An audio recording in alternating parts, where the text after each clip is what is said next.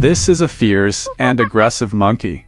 The mandrillus sphinx possesses great intelligence. The mandrill lives on the west coast of Central Africa, and male mountain owls are generally about 80 centimeters in length, making them the largest of all monkeys.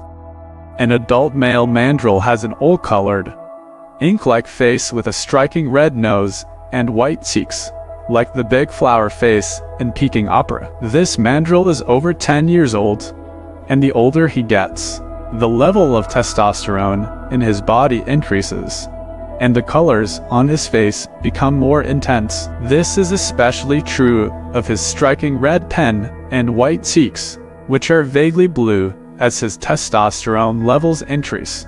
He is also the alpha of the pack, and the other young mandrills are like little rookies compared to him. Although the female faces also possessed color, it was much duller compared to the mighty alpha. Having bright colors in this lush jungle would allow the pack to see where he was at all times. It was like a guiding light in the dark night, illuminating the pack at all times. This mandrill leader possessed a huge colony that could survey the surroundings in all directions. But to solve the problem of eating for this huge group is a difficult problem. The leader had to keep bringing the pack to look for food. But luckily, there were many things that could be eaten in the jungle.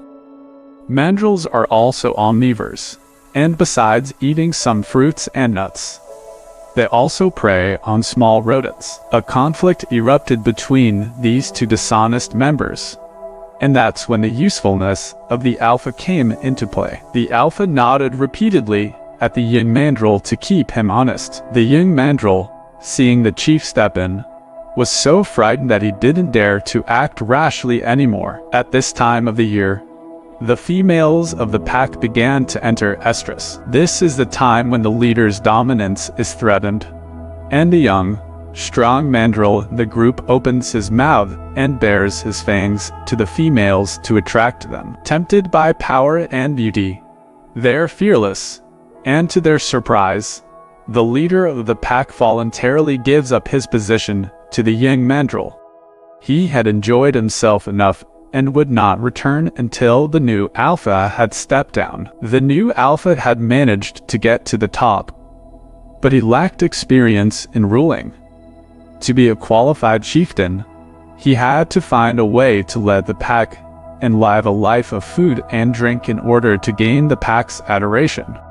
The newly appointed chief, however, often uses violence against the females in the pack.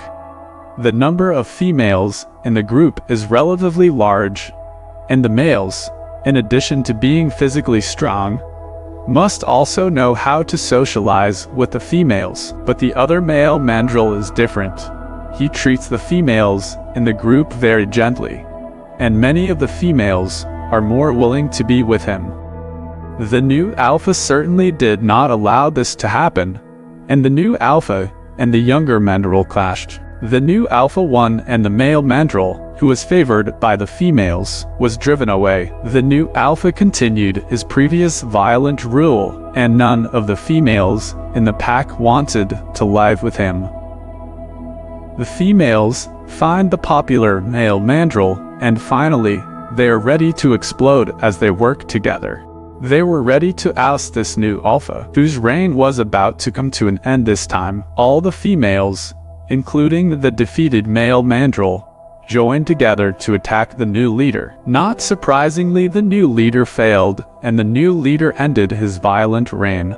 The failed male mandrill was successfully chosen as the new leader, and he will continue to lead the pack and live a life of comfort and prosperity.